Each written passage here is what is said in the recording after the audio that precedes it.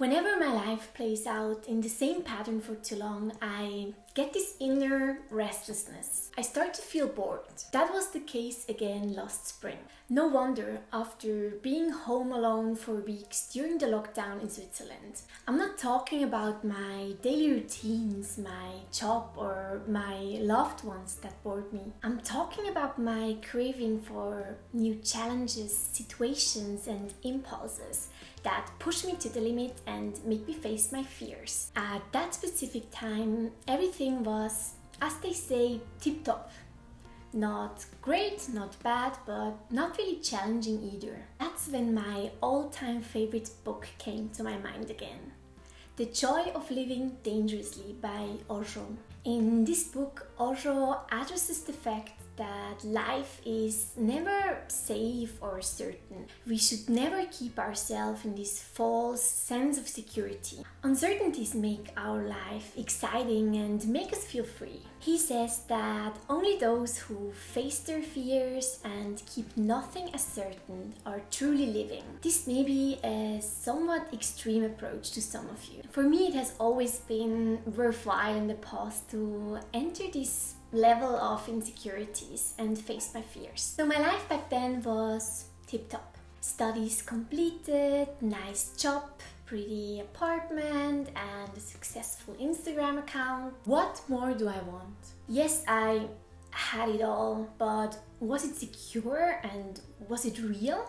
No. I was completely dependent and only as long as I spurted, I was safe. My apartment was expensive, my consumption excessive. I just had to keep working. Don't get me wrong, I liked my job at that time, but what if this would change? I myself want to work because I love my job and not because I have to in order to pay for my apartment. I wanted to get out of that cycle and regain my freedom. But how?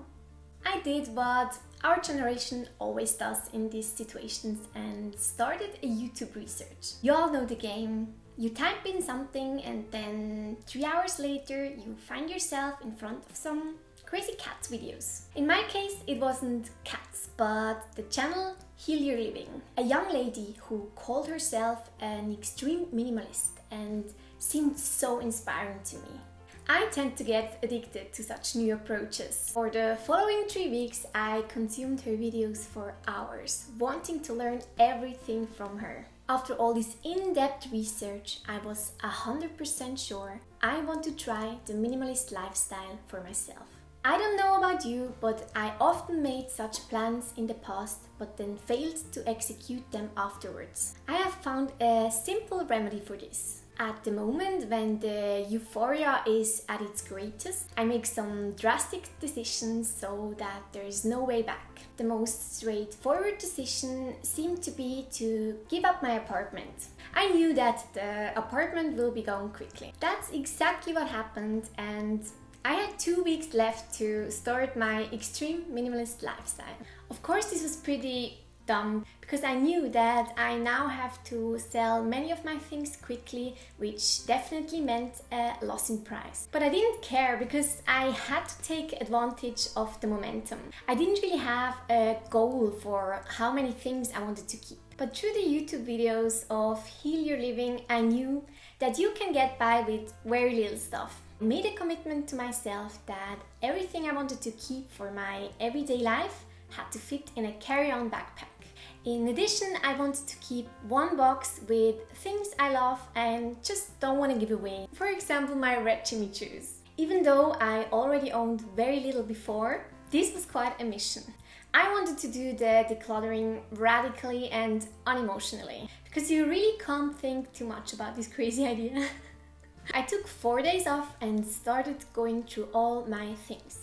Not once, not twice, but at least 10 times I went through all the areas like kitchen, bathroom, clothes, etc. I reduced the stuff over and over again, sold it online, gave it away to my friends or brought it to the flea market until I ended up with an almost empty apartment. Yes, even my bed was gone. What was left? I will talk about this in a separate video. Everything was optimized to take up as little space as possible and be multifunctional. A friend of mine has once summarized my situation back then very nicely. So you own now nothing but a backpack and a pair of Jimmy Choos? I love you, but you're crazy. What one should not forget is that from now on I had no apartment at all. Was I planning to spend my nights in the park? Not exactly. I knew from a friend that she had a room that she didn't need. There was no bed or no wardrobe, but she said that I could sleep there on a sleeping pad for however long I wanted. In addition, I had offered my friends that I could look after their apartments if they wanted to go on vacation, and I wanted to go traveling for a few weeks anyways. So why did I sell all my stuff? Firstly, because I love new challenges and I wanted to test myself with how little I can survive. Secondly, because I wanted to escape the money cycle, to decide myself what and how much I wanted to work. And thirdly, because all of the benefits they mentioned in these minimalism books, like more clarity, productivity, etc. Soon it was the beginning of July. I handed over my apartment, ordered myself an Uber, that was the cheapest move ever, and moved my stuff to my friend's place. Sounds pretty good so far, right? But then came the big crisis. Because what I wasn't aware of is that I just gave up my whole identity. I could have never imagined how much we define ourselves through the things we own. How I found my new identity and what advantages and disadvantages this minimalism lifestyle had in a retrospective. I will tell you in my next episode next Wednesday. See you!